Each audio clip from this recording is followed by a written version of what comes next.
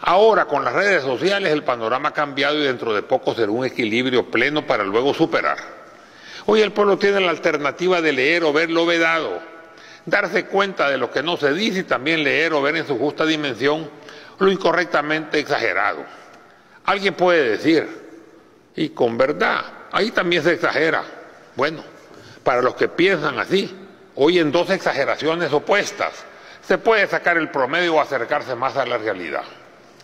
La basura tirada en mexicanos como un ejemplo por quincenas, con gusanos visibles y también con bacterias microscópicas y virus letales no visibles, que hasta fue declarada emergencia de salud, no se hubiera sabido nada si no fuera por las redes sociales. Tampoco se supo, si no fuera por ellas, de que la alcaldesa de Mexicanos gana $6,500 mensuales. Actualmente de la basura tirada en Soyapango, el Nuevo Mexicanos, tampoco se comenta. Claro, son alcaldías de arena. De nuevo Cuscatlán, con su enorme progreso y una alcaldía ejemplar, ahí se le busca hasta 5 pies al gato. Y al no encontrarlo, hasta se lo ponen artificialmente. Falsarios.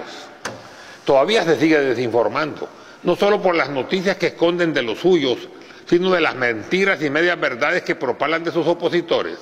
Así que no solo han protegido a culpables, sino que han hundido inocentes. El diario de hoy, vuelvo a repetir, tiene la batuta en eso, a los que se dejan.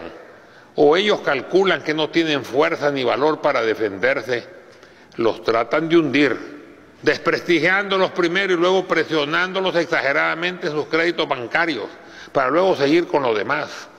Y si tienen el poder político total en sus manos, peor.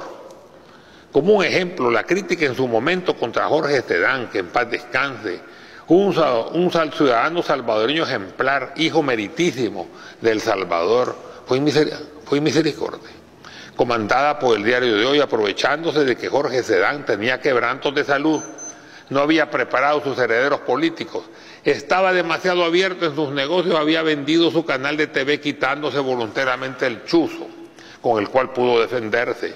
No se lo acabaron, porque le ayudamos, pero le hicieron pasar con problemas innecesarios sus últimos años de vida. Su delito, decir la verdad y abrir las comunicaciones a ella. Esto no es una falta para los que nos apegamos a la verdad. Incluso merece un aplauso, pero es un tremendo pecado para los mentirosos, para los adoradores del poder y del dinero, para los que detestan la verdad y solo dicen mentiras y tan solo a veces medias verdades, y para los que odian a todos los que son diferentes a ellos. Aún siendo ricos, muchos tienen complejo de inferioridad, pobres. Por otro lado, aquel que ha hablado la verdad y señalado a los poderosos, al menos a los poderosos, un consejo: nunca te quites el chuzo o el aguijón y está listo para atacar por si te atacan. Y si eres muy pequeño, únete como las hormigas guerreras o las avispas, que continúan vivas aún metiendo el aguijón, a diferencia de las abejas que mueren al hacerlo. No te dejes. Eso de la otra mejilla solo es una vez. Y tú ya la diste 1000 veces y tus ancestros muchísimo más. Además le toca darla a ellos, que empiecen a hacerlo por primera vez. Cuando se presenta una mentira hábilmente entretejida y brillantemente presentada, con la participación de toda la pirámide del poder, pero siempre comandada por los medios, en especial el diario de hoy y sus aliados, que aunque pierden día a día credibilidad y el uso del papel se vuelve más escaso y las redes sociales aumentan, todavía tienen fuerza, porque esa ha sido la costumbre. Y a muchos adultos mayores no les gusta o no pueden manejar la información virtual, y muchos más tienen miedo. Repite y repite ese lema que al final algo queda. Es de la frase utilizada por Goebbels, ministro de Información de Hitler. La mentira la pretenden convertir en verdad, pero eso solo es aparente. Así vemos que se siguen potencializando defectos de personas a quienes se pretende destruir, o se sobredimensionan los hechos, o se hacen supuestos análisis legales y científicos aparentemente profundos, pero que con un pequeño análisis se puede demostrar que son tremendamente superficiales. O se repite permanentemente la misma noticia o las mismas fotos. Si esas personas hacen algo bueno o reciben algún premio o descollan en alguna actividad, las noticias no aparecen, o sus nombres son cambiados o ocultados. Si es al revés, O sea, las noticias no son aplaudibles, entonces son destacadas y muchas veces son noticias de primera plana. A esto hay que decirles, basta ya. No son medios de información, sino que son medios de desinformación. Por otro lado, se defienden personas aún siendo culpables, lo hemos visto recientemente y en el pasado también, o al menos tan solo son presuntamente culpables, pero se toleran actos de corrupción evidentes, se ocultan noticias negativas, se protegen empresas o individuos señalados en actos delictivos o ilícitos, se les defiende con extrema dedicación periodística, se ponderan contratos onerosos que dañan la soberanía nacional, se insiste en la entrega del país. Muchas veces el concepto simbólico de vender al país lo toman literalmente y lo quieren vender, no vender la imagen, y cuando el tiempo pasa, silencio absoluto. El olvido es el premio a las acciones negativas de los intocables y de sus protegidos, y luego nadie habla más de ellos. Se olvidan de ellos. Señalamiento excesivo por un lado y tolerancia extrema por el otro. En nuestro querido país, y lo voy a repetir por enésima vez, no importa lo que se haga, sino que quién lo haga, y eso definitivamente tiene que cambiar. Lastimosamente, estos medios de comunicación forman, junto a los otros poderes fácticos, una pirámide constituida en su cúspide por la cúpula empresarial, los gobiernos de turno, salvo excepciones como el presente.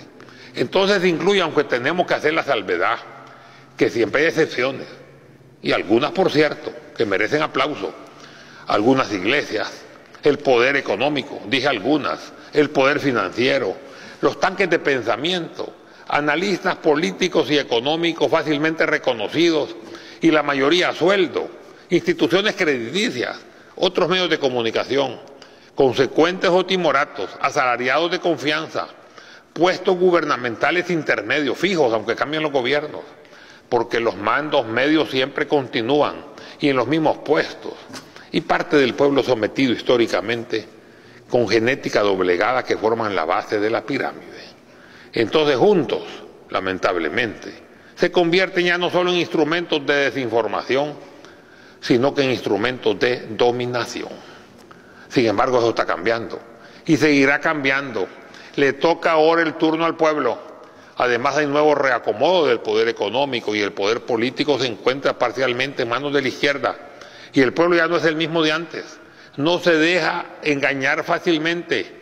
Y una buena parte del pueblo ya agarró la toma de conciencia, pero no se puede quedarse estáticos o peor aún caminando como el cangrejo al revés o de lado.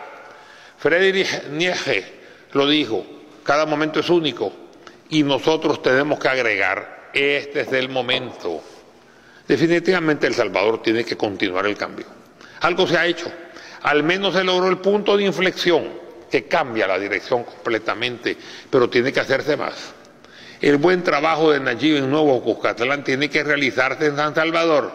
Diligencia, honestidad, eficiencia, cero corrupción y trato preferencial con los más necesitados. Satisfacción de las necesidades más sentidas de los salvadoreños. Alimentación, trabajo, salud, educación, seguridad para todos. Por otro lado, la justicia debe ser para todos. La justicia definida como darle a cada uno lo que le corresponde o merece, comprendiendo que lo mínimo a que puede aspirar un ciudadano salvadoreño es que se les cumpla sus derechos individuales establecidos en el artículo 2 de nuestra Constitución, inciso primero. Tanto que se habla de inconstitucionalidad, cumplan con eso para no caer en la inconstitucionalidad. Toda persona tiene derecho a la vida, a la integridad física y moral, a la libertad, a la seguridad, al trabajo, a la propiedad y posesión y a ser protegida en la conservación y defensa de los mismos. Definitivamente el colonialismo debe terminar. Ya no es justo que en nuestro país se siga haciendo lo que se quiere. El Salvador es de todos. Deberíamos ser iguales ante la ley y también ante los encargados de aplicarla. 2015, Dios mediante, tiene que ser la continuación de los cambios. 2019, la consolidación de los mismos.